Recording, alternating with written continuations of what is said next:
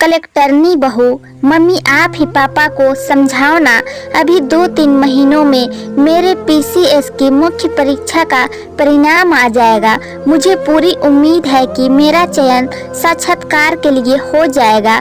बस थोड़े से दिन और शादी के बाद भूल जाइए। रोली ने अपनी मम्मी के पास पापा तक उसकी गुहार पहुंचाने की अर्जी लगाई। रोली एक 25 वर्षीय पढ़ी लिखी सपने देखने वाली युवती है। रोली एक प्रतिभाशाली छात्रा रही है। शायद अगर छात्र होती तो जिंदगी में कहीं और होती। रोली अपने पापा के कारण भोपाल नीट में पढ़ने से वंचित रह गई थी। रोली ने प्रवेश परीक्षा पास कर ली थी। काउंसलिंग के लिए फॉर्म भरकर पापा को दिया था और पापा ने उसकी वरीयताएं बदल दी। रोली को मन मारकर अपने अजमेर शहर के वीमेन इंजीनियर कॉलेज में प्रवेश लेना पड़ा था। रोली का कैंपस सिलेक्शन भी हो गया था, लेकिन पापा ने घर से बाहर भेजने से इनकार कर दिया। रोली ने फिर भी सिविल सर्विसेज की तैयारी का निर्णय लिया। पापा ने यह सोचकर अनुमति दे दी कि सिविल सर्विसेज की तैयारी घर पर ही रहकर कर लेगी। लोगों में नाम होगा कि अग्रवाल जी अपनी बेटी को कितना प्रोत्साहित करते हैं, उसे तैयारी करा रहे हैं। घर की घर में रहेगी तो शादी के लिए लड़के से मिलवाना भी आसान होगा। जैसे ही कोई अपनी हैसियत के अनुसार लड़का मिलेगा, इसकी शादी करवा देंगे। अपने पापा के मंसूबों से बेखबर रोली दिलो जान से परीक्षा की तैयारी में लगी हुई थी। एक तो पीसीएस की रिक्तियां साल 2 साल में आती है, दूसरा परीक्षा संपूर्ण होने की प्रक्रिया में ही सालों लग जाते हैं। रोली के लिए प्रथम प्रयास ही अंतिम प्रयास था। उसके लिए यह परीक्षा आर पार की लड़ाई थी। रोली की मेहनत का फल भी उसे मिल रहा था, लेकिन असली सफलता अभी भी उससे थोड़ा दूर थी। इसी बीच इस लड़के रोहन का रिश्ता आ गया था। घर और वर दोनों ही रोली के पापा को भी भा गए थे और अब वह इस लड़के से रोली की शादी करवाने का पूरा मंतव्य बना चुके थे। लड़के लड़की को मिलाना तो एक औपचारिकता मात्र थी। दोनों ही परिवार इस रिश्ते पर अपनी मुहर लगा चुके थे। शादी अभी कुछ समय तक टाली जा सके, इसके लिए रोली अपनी मम्मी से गुहार कर रही थी, लेकिन रोली की मम्मी उसके पापा को समझा नहीं सके। पीसीएस की परिणाम कब तक आएंगे इसका कोई भरोसा नहीं होता। इतना अच्छा रिश्ता फिर नहीं मिलेगा। लड़का और खानदान दोनों ही बढ़िया है। अगर रोली का चयन साक्षात्कार के लिए हो भी जाता है तो शादी के बाद साक्षात्कार दे लेगी। पीसीएस वालों ने शादीशुदा व्यक्तियों के प्रवेश पर रोक थोड़ी न लगा रखी है। अग्रवाल जी रोली के पापा ने कहा। पीसीएस वालों ने तो नहीं लगा रखी, लेकिन अगर उसके ससुराल वालों ने लगा दी तो रोली की मम्मी ने अपनी चिंता व्यक्त की। ऐसे लोग नहीं है, उनकी खुद की बेटी किसी बड़े कॉलेज से इंजीनियरिंग कर रही है। लड़का भी अच्छा पढ़ा लिखा है। रोली का पिता हूँ, उसका दुश्मन नहीं। उसके भले के लिए ही अभी शादी करवा रहा हूँ। उम्र बढ़ने के बाद अच्छे रिश्ते नहीं मिलते। बाकी तो रोली की किस्मत है। लड़के वाले आते ही होंगे, तैयारी करो।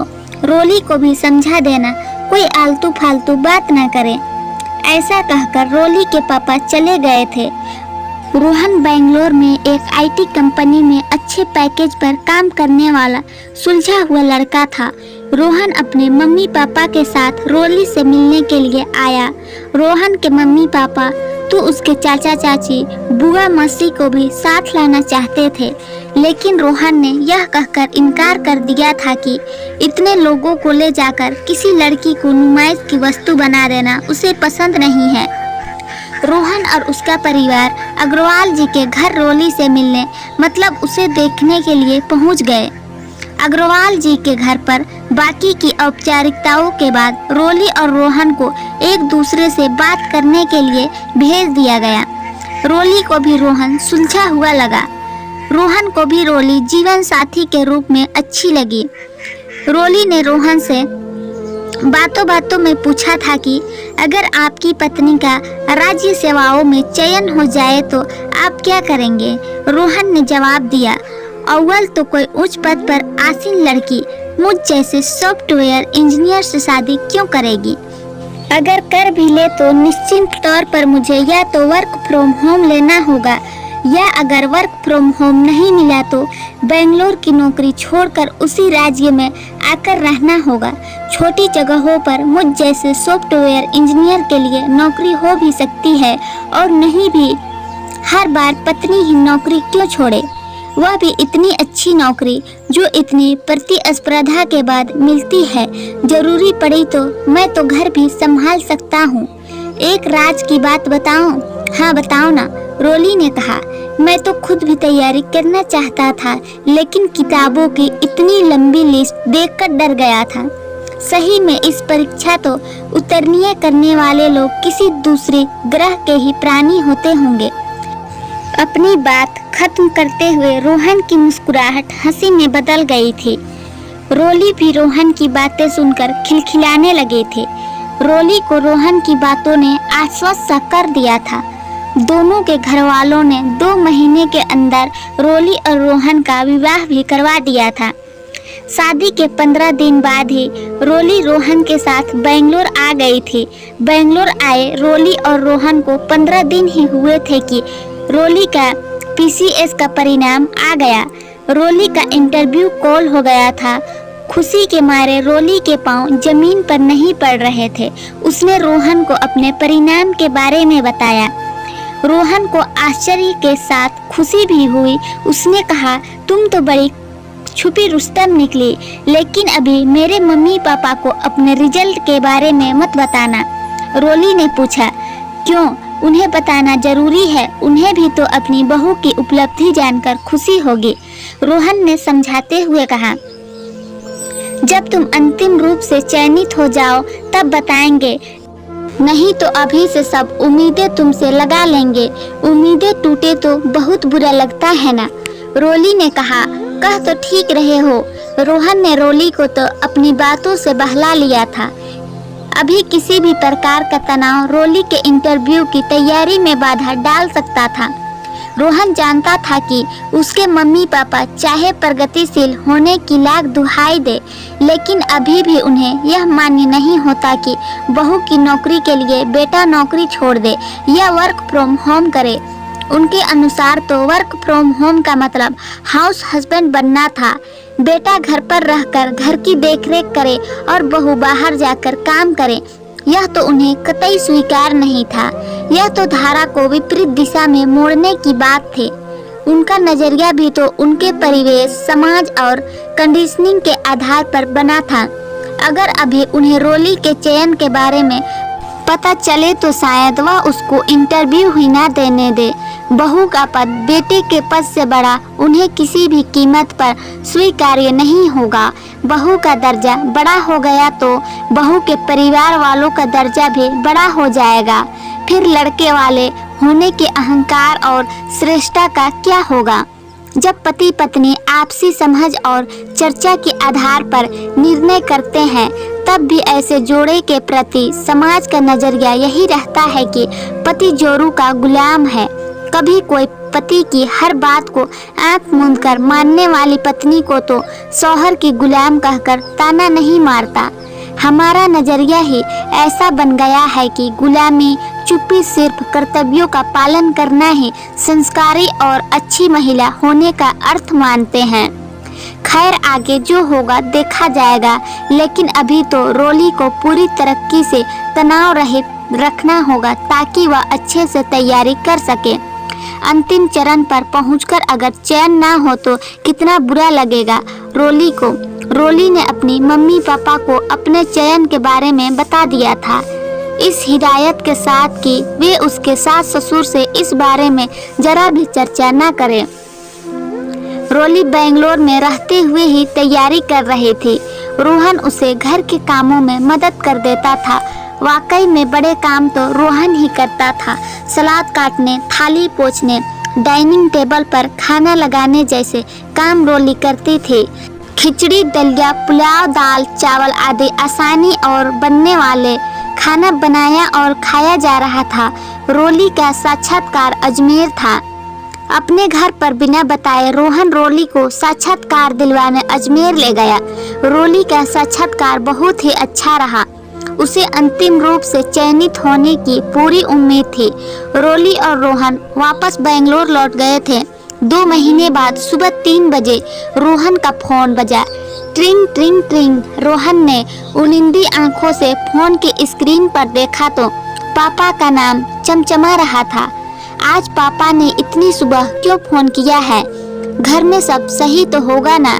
ऐसा सोचते हुए रोहन ने फोन उठा लिया। फोन उठाते ही विस्फोट सा हुआ। बरखुरदार अब इतने बड़े हो गए कि घर के पास से चले जाएंगे लेकिन घर नहीं आएंगे। जयपुर आकर चले गए, वह तो आज के अखबार से हमें पता चला। रोहन के पापा फोन पर दहाड़ रहे थे। रोहन सोचने लगा, अखबार से कैसे? तभी उसे याद आया कि पापा आपको बताने ही वाले थे, एक बार रोली का अंतिम रिजल्ट आ जाए यह सोचकर नहीं बताया था। रिजल्ट आ गया क्या? तब तक फोन माँ ले चुकी थी। अभी भी तुझे उस कल की आई लड़की की फिक्र है? हम तो अब तेरे कुछ रहे ही नहीं।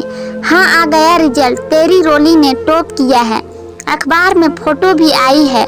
सुबह से कई लोगों के फोन आ गए हैं, सब हम पर ताना कस रहे हैं। अब तो बहू कलेक्टरनी बन गई है। बेटा बहू दोनों ही राजस्थान आ जाएंगे। अब बेटे को नौकरी की क्या जरूरत है? बहू ऑफिस जाएगी, बेटा घर देखेगा। बेटा तो हमारी खूब जग हंसाई करवा रहा है। हमें पता होता कि महारानी जी कलेक्टर बनने के सपने देख रही है तो कभी तेरी शादी ही नहीं करवाते। रोहन ने कहा, माँ तुम तो चाहती थी कि मैं तैयारी करूं, मैंने ही मना कर दिया था। तुम्हें तो खुश होना चाहिए कि तुम्हारी बहू ने ही सही तुम्हारा सपना पूरा कर दिया।